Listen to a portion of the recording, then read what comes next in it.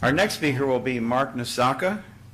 Mark Nosacka is Chief Executive Officer of Good Samaritan Medical Center in West Palm Beach, an accomplished healthcare executive with approximately 3 decades of healthcare experience. Prior to joining Good Samaritan, Mr. Nosacka served as President and Chief Executive Officer of Community Health Partners, a multi-hospital healthcare delivery system in Lorain, Ohio. He holds a Juris Doctorate degree from Tulane Law School and a bachelor's degree in liberal studies from Loyola University of South and an RN diploma from Charity Hospital School of Nursing. So he's both a lawyer and a nurse. Most importantly, I think it should be pointed out, he has 7 children, but still runs this hospital. And he's currently chair-elect of the Chamber of Commerce of the Palm Beaches. Mark? That's great. Good morning, everyone. Good morning. And thank you to both Mike Stein and Dr. Dennis for having me allowing me to be part of this panel. What I'm going to try to do in 5 minutes is tell you how the Affordable Care Act is going to affect hospitals. Lots of luck, right? There's a lot to it, and what I'll try to do is just summarize it in this way. What are the goals of the Affordable Care Act as we see it? Impact on hospitals, how will it affect our bottom line, how should we prepare, how will it affect hospitals and physicians, and what of these 217 panels? So if you get lost in the details, that's what I'm trying to get done here, okay? So first of all, what are the goals as we see it? The goals are to increase coverage to all Americans for healthcare services, either through Medicaid or through the state or federal-based exchanges, to reduce costs, to cut waste out of the system, eliminate fraud, incentivize people to provide higher quality, and thereby reduce cost for all, and ultimately to improve quality to each recipient of health care. Now, how will this affect hospitals? You know, one of the things I would ask you to remember is this. Anytime the government wants to cut costs in health care, it reduces payments to hospitals. And we become the rationers of care, if you will. You'll never see a politician get up and say, we're going to ration health care. But you will see him say, we're going to reduce payments to doctors and hospitals. And then we have to collectively work to figure out how we're going to provide high-quality care without spending money. And so we become, in effect, the rationers of care for all of America. And so that's what's happening here. What are hospitals in a nutshell? We're institutions, obviously, to provide care, and we invest in brick and mortar buildings, facilities. We invest in technologies, whether it's Da Vinci robots or electronic health records, and we invest in people, whether it's doctors, nurses, or other folks. So when you think about what hospitals do, that's how we invest our money to provide health care. So how will this affect us? Well, firstly, if we're going to have a contraction in what gets paid to hospitals for care, we're going to have to contract in what we pay out and invest in these other systems. Now, where we're investing today is we're investing in the electronic health records. We're investing millions in data systems that will allow us to keep track of patients, to keep track of conditions, to monitor care more fully. So over the last 10 years, you've seen hospitals that have had sort of a building boom, building new facilities. Now what you see is hospitals slowing that down and engaging in things you can't see, which is the digital hospitals, electronic health records, et cetera. We're doing that today, and so even before we get into the period of Obamacare, we're spending money to get ready. So this thing is already costing us money that doesn't equate to new care today. It's preparation for next year and beyond. What we are going to see is the uninsured get insurance.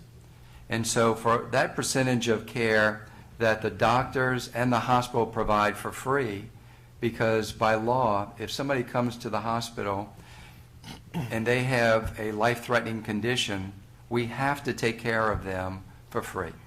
Now, I think we all would agree that that's a good thing, right?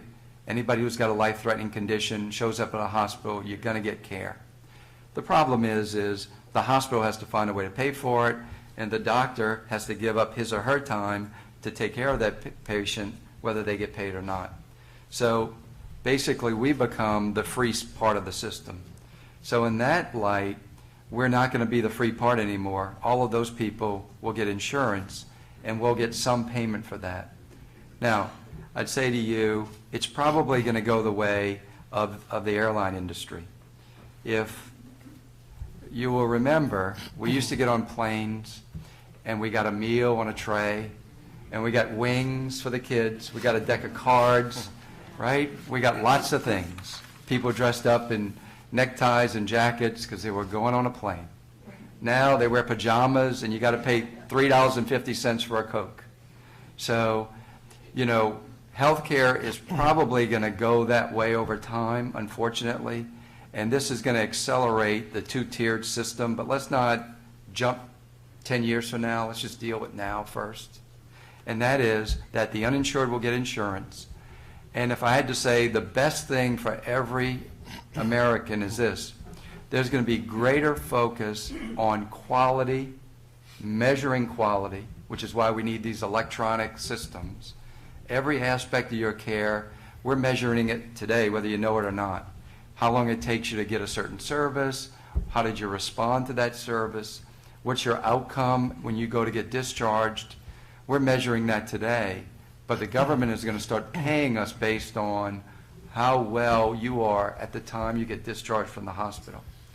The other thing the government's going to do, it's going to take back money if, and I say you collectively, let's just say us, if one of us goes back to the hospital within 30 days, whether it's to Good Samaritan or it's to any other hospital, if that person's been in the hospital within 30 days and they get admitted for a different condition, the government's going to take back the money they paid from the first hospital, whether it's our fault or not. So, as I like to say, it's kind of biblical. The right hand giveth and the left hand taketh away, right? And that's what's going to happen. We're going to have increased funding for the uninsured. We're going to have increased funding for better quality. But we're going to also have takeaways for things that are beyond our control. And at the end of the day, society, the government is going to expect the hospitals to figure out a way to ration care to sustain the system for everyone. Now, how will that affect our bottom line? As I just said, we'll get payments, but we're going to have to figure out how to drive cost out of the systems to maintain the margins so we can preserve the institutions. So as reimbursements decline, which will probably happen over time, because if you think about it, you know, in the run-up to the presidential election, there was talk about, did the government take $800 billion out of Medicaid care? And in fact, the government did take $800 billion out of Medicare. And one of the ways they did it was, if you go back to January 1st of 2012, if you were a woman with an oncologic cancer, GYN cancer, those people used to get admitted for surgery and stay a full admission, 3 or 4 days. With the stroke of a pen, those people now get admitted for something we call observation status, which is it's an outpatient procedure that lets the patient stay in the hospital for a whole day. And the government basically cut the payment by probably 2/3 overnight. And so those kinds of things are what are going to happen as we look to pay for people without insurance, but still control the total cost of the spend. The government will cut our reimbursements in other areas, and we'll have to look for ways to drive cost out of the system. One of the ways they're going to help us is we're going to measure patient satisfaction and other what we call core measures, quality indicators, that the government will either pay us 2 or 3% of what they pay us today by achieving those quality metrics, or the government will take away 1 to 3% because we didn't score as well as other hospitals. So that's how they'll incentivize us to make quality uniform throughout all the institutions. But in terms of how they're really going to pay us, stay tuned.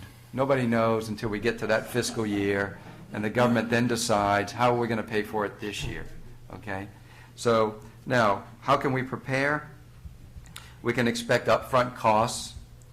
We need to reduce costs from the system to preserve our margins. We're going to track hospital performance in every way imaginable. We're going to network beyond the four walls, such as if you take an institution like, say, Morris Life out on the west side of town that has a full spectrum of post-hospital care for seniors, and there's other fine senior facilities in this community, some right here on Palm Beach Island, like the Carlisle and others that we network with. We're gonna work with them to devise ways to ensure that the post-hospital care matches the doctor's orders. So that way, you don't have people not taking their medicines and they have to get readmitted in 20 days. So there'll be more networking like that. We'll focus more on keeping patients satisfied, and then we'll partner with other providers or insurance companies to try to absorb some of this risk that's going to happen. How will it affect hospitals and physicians? Every 10 years, the government's role in healthcare either drives doctors and hospitals together or it drives us apart. And so for the past 10 years ago, you had less employment of physicians. 10 years before that, you had more. We're entering that phase where you're going to see more employment of physicians, where doctors are looking for safety nets from all of the changes they're going to experience, and we need to have partners in the delivery model. So we're going to employ more doctors to make sure that we have doctors on our team as we try to make all of these changes into how we deliver care. They're experimenting today with bundled payments, where they take and they pay us one fee, and now we, the hospitals, have to sit down with the doctors and negotiate with them how much they'll get paid, negotiate with the device manufacturer how they'll get paid, and we basically become the rationer of what do we do with this limited amount of dollars. And oh, by the way, when they bundle the payment, they're not paying us more, they're paying us less. So, and then the other entity that's coming into the market are what we call ACOs, Accountable Care Organizations. And that is, if you look at an entity like Humana, that would be the best example I can think of. Humana has lots of seniors in a network, and they manage every aspect of care to ultimately drive quality and drive the bottom line. ACOs are networks of physicians that will either have a hospital partner or a contract with a hospital.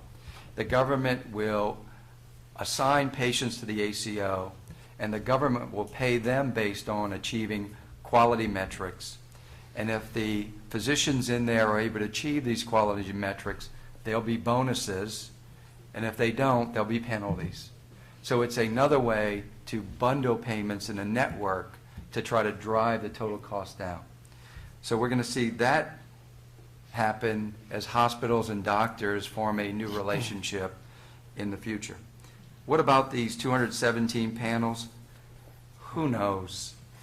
It's too early to tell.